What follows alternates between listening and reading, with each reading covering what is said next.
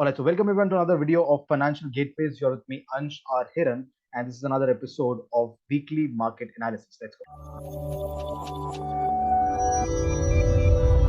All right, so Weekly Market Analysis ये ऐसी series जहां पर हम आपको पिछले हफ्ते में क्या हुआ और अगले हफ्ते में क्या क्या हो सकता है, किन सेक्टर्स पे, किन स्टॉक्स पे ध्यान रखना है, इन सब के बारे में डिटेल में डिस्कस करते हैं। आज थोड़ा लेट हो गया। वेल, इट्स संडे ऑलरेडी, और संडे शाम को इसे हम रिकॉर्ड कर रहे हैं, और होपफुली आज थोड़ी देर में ये अपलोड हो जाएगा। थोड़ा डिले हो गया, लेकिन कुछ प्रॉब्लम्स भी थी, कुछ सिचुएशंस भी ऐसी बन रही थी। So we thought let's delay it a little bit, और आपको प्रॉपर चीजें जैसे जैसे क्लियर हो रही है वैसे आपको सब चीजों का आइडिया दें। So let's get started with today session everyone. So weekly market analysis देखते हैं इस हफ्ते मार्केट में क्या क्या हुआ। जैसे कि हमने बात की थी पिछली बार निफ्टी 50 और बैंक निफ्टी के अंदर टेक्निकल्स, जहाँ पे पूरी दुनिया ये बता रही थी कि ओके टेक्निकली मार्केट स्ट्रांग लग रहा है, ये लग रहा है, वो लग रहा है। हमने आपको पिछली बार भी ये वार्निंग दी थी कि पॉसिबिलिटी है कि मार्केट में कुछ गड़बड़ हो जाए। पॉसिबिलिटी है क्योंकि एफ आई आईज जो हैं, वो जो इंस्टीट्यूशन हैं, उनकी काफी स्ट्रॉन्ग सेलिंग आ रही थी। और एक्चुअली मार्केट में यही हुआ, काफी अच्छा करेक्शन देखने को मिला था मार्केट में पूरे हफ्ते के अंदर। अगर निफ्टी फिफ्टी का देखें तो 0.8% के आसपास ही क्लोज हुआ है, और बैंक निफ्टी जो है आधा परसेंट की गिरावट के साथ क्लोज हुआ है। निफ्टी मिड कैप जो है लगभग आधा परसेंट की गिरावट उसमें भी है, और विक्स इंडिया जो है ऑलमोस्ट 10% से गिरा है। तो अब ओवरऑल जो मार्केट है वो कुछ हद तक उसने मतलब पूरे हफ्ते में अच्छा खासा बेरिश परफॉर्म किया था। कुछ गैप्स भी हुए थे, उसके बाद में कुछ पैटर्न फॉर्मेशन भी हुआ। इसके बारे में डिटेल में आज बात करने वाले हैं। अगले लेवल्स क्या दिखा रहा है मार्केट, उसके बारे में बात करते हैं। उससे पहले देख लेते हैं F I I D I activity क्या बता रही है। सो अगर आप देखें एफ आई और डी आई का डेटा ऑप्शंस के अंदर, तो कुछ नया इस बार हुआ है। और वो नया क्या है? 5 अक्टूबर को, ठीक है, 5 अक्टूबर को लगभग 70,000 करोड़ रुपए, 70,000 करोड़, 70,000 करोड़ रुपीज के ऑप्शन सेलिंग में गए। ओके, ऑप्शन सेलिंग में 70,000 करोड़ रुपीज जाना कोई बहुत छोटी बात नहीं है। इतना पैसा एक साथ अगर कहीं पंप अप होता है, इसका मतलब कुछ तो है जो गड़बड़ है, या कुछ तो है जो पकड़ा है मार्केट में। और इतना सारा पैसा, और ये वो पैसा नहीं कि ऑप्शन से निकला है, ये फ्रेश सेलिंग हुई है ऑप्शंस के अंदर। इसका मतलब ये है, इसका मतलब क्या है? अगर ऑप्शन सेल हो रहे हैं, कॉल ऑप्शन सेल होते हैं या पुट ऑप्शन सेल होते हैं, इसका मतलब ये है कि उस साइड में मार्केट अब नहीं जाएगा। अब अगर जो हमारा ओपन इंटरेस्ट डेटा अगर हम देखते हैं, तो ज्यादातर आपको दिखाई देगा कि लॉन्ग बिल्डअप ज्यादा हुआ है कॉल के अंदर, और जो पुट्स थे उन सब में सेलिंग हुई। तो ये कुछ हद तक आपको मार्केट का बुलिश सेंटीमेंट दिखा रहा है। ओके, अब फिर से यहाँ पर कंफ्यूजन की स्टेट है। क्या स्टेट है उसके बारे में मैं एक्सप्लेन करता हूँ, बट एक अच्छी खासी सेलिंग आई है जो दिखाती है कि मार्केट अब थोड़ा बेरिश कम होने लगा है। मार्केट का थोड़ा बॉटम फॉर्मेशन होने लगा है कुछ हद तक।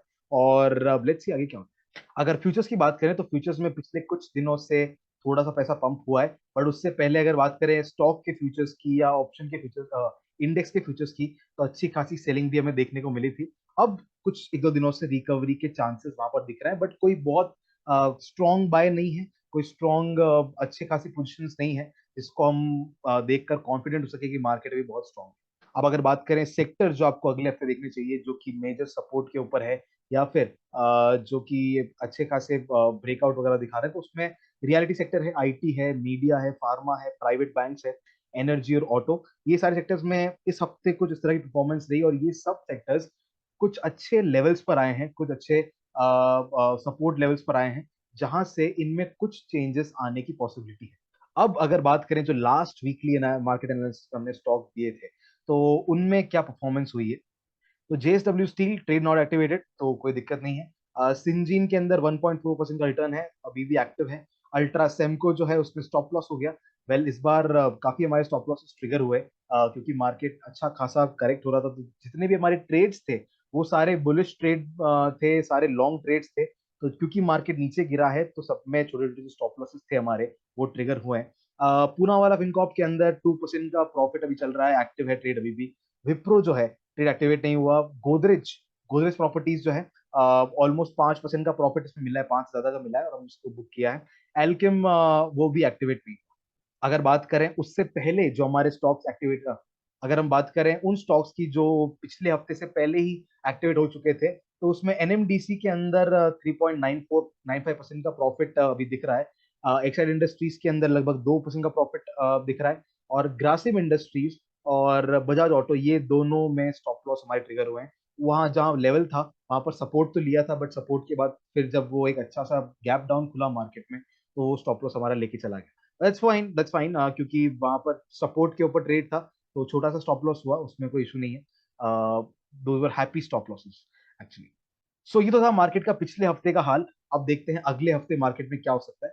और अच्छा, अगर बात करें निफ्टी की, तो निफ्टी में आप देखेंगे तो बॉटम से इसने जो हाई बनाया है, वहां से यहाँ तक कि अभी 23% रिट्रेसमेंट के लेवल तक आया है, और वहीं पर आके इसने एक इनडिसिव कैंडल बनाई है, और उसके बाद अब वापस ऊपर जाना शुरू कर रहा है। तो कुछ सिग्नल्स यहाँ पर ऐसे मिलते हैं जो बताते हैं कि बॉटम मार्केट का बन रहा है। लेकिन पिछले हफ्ते जब मार्केट यहाँ था, तब भी बॉटम बनने का क्लेम कर रहे थे बहुत सारे लोग, और हमने वार्न किया था कि नहीं, कुछ गड़बड़ दिख रही है मार्केट में। उसके बाद मार्केट काफी ज्यादा करेक्ट भी किया था, और अब वापस यहाँ से ऊपर जाने की कोशिश कर रहा है। और क्योंकि यहाँ पर बॉटम फॉर्मेशन दिख रहा है, तो बहुत नीचे की जो पुट लेवल्स हैं उन सब में काफी सेलिंग आ रही है, और वही चीज हमें रिफ्लेक्ट भी हुई थी एफआईआई डीआई डेटा के अंदर। दूसरी तरफ हमारे जो लेवल्स हैं, जो हमने पिछली बार लेवल्स बनाए थे, एक्चुअली 2 हफ्ते पहले के लेवल्स हैं, वो सारे के सारे अभी भी इंटैक्ट है। मतलब अभी भी कहीं उनमें लेवल्स अभी तक टूटे नहीं है, लेवल्स में कहीं ब्रीच नहीं हुआ है। तो वो सारे के सारे लेवल्स अभी भी एक्टिव हैं, अभी भी उतने ही स्ट्रांग है। ओके। और जिस हिसाब से मार्केट में ऑप्शन सेलिंग दिख रही है, तो एक्सपेक्टेड भी यही है कि मार्केट इसी रेंज को फॉलो करता रहेगा, ऊपर नीचे इसी नहीं। और जिस हिसाब से मार्केट में ऑप्शन सेलिंग हो रही है, तो एक्सपेक्टेड यही है कि इसी रेंज को मार्केट फॉलो आगे करता रहेगा, इसी रेंज के अंदर मार्केट बना रहेगा। अब अगर बात करें बैंक निफ्टी की, तो बैंक निफ्टी भी जो है इस ट्रेंड लाइन को फॉलो कर रहा है, जहां पर ये पिछले 2-3 बॉटम्स मिले थे, तो उसी ट्रेंड लाइन को बैंक निफ्टी फॉलो कर रहा है, और यहाँ पर कुछ बॉटम बनाने के सिग्नल्स दे रहा है। सो अगर ये कंफर्म होता है, इस ट्रेंड लाइन के ऊपर जाता है, तो इसी रेंज के अंदर बैंक निफ्टी भी रहने की कोशिश करेगा। अब अगर बैंक निफ्टी की बात करें, तो बैंक निफ्टी इस ट्रेंड लाइन को फॉलो करता हुआ दिख रहा है, जहां पर बैंक निफ्टी ने अभी आकर एग्जैक्ट सपोर्ट लिया है, और सपोर्ट के बाद कुछ बॉटम फॉर्मेशन के सिग्नल्स भी मिल रहे हैं। अब एक बार अगर ये 44,400 के लेवल को क्रॉस करके ऊपर जाता है, तो अगला लेवल 45,500 का हो सकता है। इसी रेंज में मार्केट चलता हुआ दिख सकता है, और बीच में भी एक रेजिस्टेंस है जो कि 45,000 का है, उसको भी मार्केट रिस्पेक्ट करता हुआ दिख सकता है। अब वो ये सारी चीजें क्या सिग्नल करती है, ये बता रही है कि मार्केट में अभी कोई डिफाइंड ट्रेंड नहीं है। दूसरी तरफ कोई इस चीज की भी गारंटी नहीं है कि मार्केट में यही बॉटम है। क्यों? क्योंकि एक तरफ अभी वॉर के साइंस आ रहे हैं, कहीं पे न्यूज आ रही है कि ये वॉर चालू होने वाली है। कोई और कह रहा है कि आरबीआई की जो मीटिंग हुई थी, उससे भी कोई डिसीजन मतलब पूरे मार्केट में बनता हुआ दिखा नहीं। तो ये सब चीजें कोई अच्छी न्यूज मार्केट में लेके नहीं आ रही है, मार्केट को वजह नहीं दे रही है कि मार्केट इन लेवल्स को तोड़कर ऊपर जाए, अच्छा ट्रेंड दिखाए। सो अभी मार्केट एक हॉल्ट के मूड में दिख रहा है, और यही लग रहा है कि अगर शॉर्ट टर्म ट्रेडिंग से आपका पैसा बनता है, तो उसको बना के जितना पैसा बन रहा है उसको फटाफट कैप्चर कर लो। और अभी मतलब फ्रेश बाइंग का मौका नहीं आया अभी कहीं पे। एक तरह से मतलब लॉन्ग टर्म के लिए पैसा लगाने का मौका नहीं आया, ट्रेंड पकड़ने का मौका नहीं है। जब आएगा तो आपको ऑफकोर्स डेफिनेटली अपडेट करेंगे, लेकिन अभी आपका व्यू क्या होना चाहिए? जितना शॉर्ट टर्म में आप फटाफट पैसा निकाल सकें, छोटे छोटे स्विंग ट्रेड्स करके, छोटे छोटे मूवमेंट्स को, स्विंग्स को कैप्चर करके पैसा निकाल सकते हैं। That is the ideal way to make money today.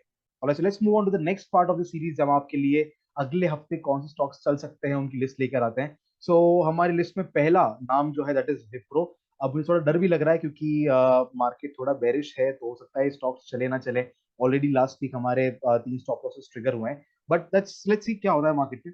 जो पहला स्टॉक है हमारा विप्रो, हमारी वही स्ट्रैटेजी जिसके अंदर 20 मूविंग एवरेज के ऊपर, वीकली चार्ट के ऊपर मार्केट पॉज लेता है। तो वहां पर ये 20 मूविंग एवरेज के ऊपर सपोर्ट लेता हुआ दिख रहा है। अगर कंफर्मेशन मिला, मतलब अगर इस कैंडल के हाई के ऊपर मार्केट गया है, तो उसको हम ट्रेड कर सकते हैं। यहाँ पर अगर आप डेली भी देखेंगे, तो डबल बॉटम जैसा फॉर्मेशन बनता हुआ दिख रहा है, और ये सारी चीजें सिग्नल करती है कि मार्केट विप्रो जो है अच्छा खासा ऊपर जाने का पोटेंशियल रखता है। इसके हाई के ऊपर हम बाय कर सकते हैं फॉर द टारगेट ऑफ 424, जो कि इसका मिडिल बैंड है बॉलिंजर बैंड का। और ऊपर की तरफ टारगेट कैन बी 435, 438 के आसपास का। तो इतना जाने का ये पोटेंशियल रखता है, लेट्स सी। बट जैसा कि मैंने कहा कि शॉर्ट टर्म टारगेट्स लेने हैं, जितना हो सके उतना मार्केट से निकाल के बाहर निकलना है। Next stock that we have for you is Atul Limited. वही स्ट्रैटेजी, 20 मूविंग एवरेज के ऊपर सपोर्ट लेता हुआ दिख रहा है। यहाँ पर डोजी और एक तरह से हैमर फॉर्मेशन दिख रहा है वीकली चार्ट के ऊपर। अगर मैं डेली चार्ट के ऊपर देखूं, तो यहाँ पर डबल बॉटम फॉर्मेशन हो रहा है, तो वही जो हमारी नेकलाइन है, ये जो 770 की नेकलाइन है, इसको ब्रेक करके मार्केट ऊपर की तरफ जाता है तो डेफिनेटली एक ट्रेड यहाँ पर बन सकता है। ऊपर की तरफ लेवल 7200 के हैं, और 7200 के बाद में 7260 270 तक का टारगेट भी हमें मिल सकता है। उसके ऊपर अगर अपर बैंड का टारगेट लें तो भी अगर इसको होल्ड करें और ट्रेल करें तो हासिल किया जा सकता है। Now the next target we have for you is Deepak nitrite. Deepak nitrite अगर आप देखेंगे तो वापस 20 मूविंग एवरेज के ऊपर सपोर्ट आकर एक ग्रीन कैंडल बना रहा है, और अगर आप डेली चार्ट में देखेंगे तो यहाँ पर कंसोलिडेशन देखने को मिल रहा है। तो अगर ये सपोर्ट कंफर्म होता है, यानी कि ये जो स्टॉक है ये 2131 के ऊपर कभी क्रॉस करता है तो इसको मैं बाय करके जा सकता हूँ, और इसी वीकली कैंडल का लो एज अ स्टॉप लॉस, और ऊपर की तरफ 2200 के टारगेट आपको आराम से इसमें देखने को मिल सकते हैं। और अच्छा, next stock that we have for you is HDFC Asset Management Company Limited. अगर आप देखेंगे तो यहाँ पर एक ट्रायंगल फॉर्म होता हुआ दिख रहा है एचडीएफसी के अंदर आपको, और वॉल्यूम बेशक ब्रेकआउट की थोड़ी कम है लेकिन आरएसआई 60 के ऊपर क्रॉस कर रहा है। तो कुछ चीजें दिखाती है कि ये जो है एक छोटा सा ट्रेड हो सकता है आपके इस हफ्ते के लिए। अगर इसका हाई क्रॉस होता है तो डेफिनेटली बहुत शॉर्ट टर्म के लिए आप इसको ले सकते हैं, कुछ छोटे से कुछ परसेंटेज के टारगेट के लिए, एंड या that this will be a good trade for the coming week. Next target we have for you is RBL Bank Limited. अगर आप देखेंगे तो ये एक तरह का रेजिस्टेंस था जिसको ब्रेकआउट यहाँ पर मिला है, और ब्रेकआउट के बाद में अभी ये वापस उसी लेवल पर आया, उसी लेवल पे सपोर्ट ले रहा है, जिसको हम बोलते हैं चेंज इन पोलैरिटी। जो पहले का रेजिस्टेंस था अब वो सपोर्ट बन गया है, और अगर इसका हाई क्रॉस होता है तो एक छोटे से टारगेट के लिए आरबीएल बैंक को भी ट्रेड किया जा सकता है, और ये या तो इंट्राडे ट्रेड होगा या फिर 2 या 3 दिन का ट्रेड होगा, उससे ज्यादा बड़ा ट्रेड नहीं। Next order we have for you is Bank of Baroda. अगर आप यहाँ देखेंगे तो यहाँ भी एक ट्रायंगल पैटर्न बनता हुआ दिख रहा है, और जो ये ग्रीन कैंडल है इसकी वॉल्यूम भी डिसेंट है। तो अगर आप देखेंगे, अगर ये ट्रायंगल ब्रेकआउट होता है तो कुछ अच्छा सा डिसीजन मार्केट में आ सकता है, इस एटलीस्ट इस स्टॉक के अंदर आ सकता है। तो छोटे से टारगेट के लिए इस ट्रायंगल को भी आप ट्रेड कर सकते हैं। And the last target we have for you is Balkrishna Industries. अगर आप देखेंगे तो यहाँ पर एक रेजिस्टेंस लेवल था जिसको मार्केट ने फिर से रिस्पेक्ट किया है, काफी देर तक कंसोलिडेट किया है। कंसोलिडेशन के बाद में एक स्ट्रॉन्ग ब्रेकआउट आया है, और ब्रेकआउट की वॉल्यूम अच्छी है। उसके बाद जो थोड़ी सी प्रॉफिट बुकिंग आई है वो अभी इसी लेवल के ऊपर एक तरह से सपोर्ट ले रही है, चेंज इन पोलैरिटी फिर से देखने को मिल रहा है। और दूसरी बात, जब ये चेंज इन पोलैरिटी हुआ है तब इसका वॉल्यूम बहुत कम है।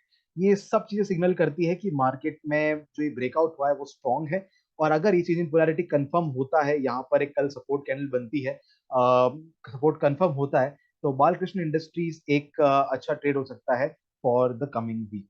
सो वेल, ये थे कुछ जिसके बारे में बात करना चाहता था फॉर द कमिंग वीक। और अगर मार्केट के बारे में बताऊं तो थोड़ा सा कंसर्न अभी भी है। मार्केट में F I I D I की एक्टिविटीज कुछ बोल रही है, मार्केट की न्यूज और कंडीशंस कुछ और बोल रही है। तो बेस्ट वही है कि जब तक मार्केट उस रेंज के अंदर है तब तक शॉर्ट टर्म टारगेट्स लिए जाएं, छोटे छोटे स्विंग ट्रेड्स लिए जाएं, उनमें से कुछ परसेंटेज निकाल निकाल कर अपना ट्रेडिंग कंटिन्यू की जाए। इन्वेस्टमेंट पर्पज से मार्केट को अभी देखना थोड़ा प्रॉब्लमेटिक हो सकता है। हमें नहीं पता कि करेक्शन कब तक रुकेगा या कब तक चलेगा। तो बेहतर है कि थोड़ा सा कॉशियस होके, थोड़ी अपनी क्वांटिटी छोटी करके, थोड़ा पैसा कम लगा के, छोटे छोटे रिस्क के साथ छोटे छोटे टारगेट्स के लिए ट्रेड करें। एंड जब वापस मौका आएगा, जब मार्केट में वापस ट्रेंड आएगा, मोमेंटम आएगा, फिर से बड़े टारगेट्स के लिए काम करेंगे।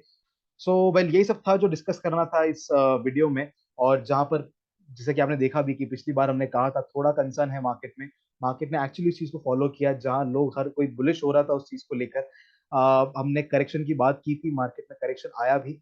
और इस तरह से एक ओवरऑल एनालिसिस करना जरूरी होता है मार्केट का, कि मार्केट टेक्निकल्स क्या बोल रहे हैं मार्केट में, बाकी सारी जो न्यूज है वो सब क्या बोल रही है, क्योंकि इन सब का कहीं ना कहीं इम्पैक्ट जरूर पड़ता है मार्केट के ऊपर। So if you are liking this series, please let me know in the comment section below, और please hit the like button, इसको शेयर करिए ज्यादा से ज्यादा ट्रेडर्स के साथ में। और या that's all for today everyone. I will see you in the next video. थोड़ा लेट हो गया, but I am sure this will help you. I will see you in the next one. Till then keep learning and keep trading. Thank you so much.